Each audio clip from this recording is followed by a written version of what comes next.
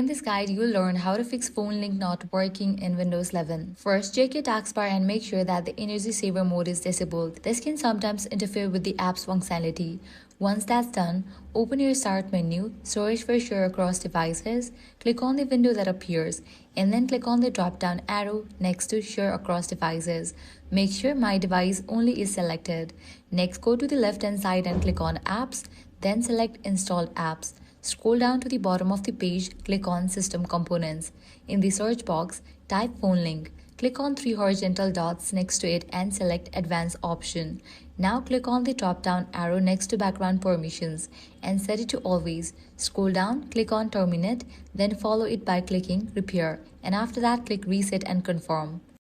Likewise, make sure you have enabled Bluetooth. After that, launch your Microsoft Store. Now search for Phone Link. If you find any updates for it, just update it. And that's it. With this solution, your problem will be fixed. If this guide helped you out, do not forget to like, share, and subscribe. Thanks for watching.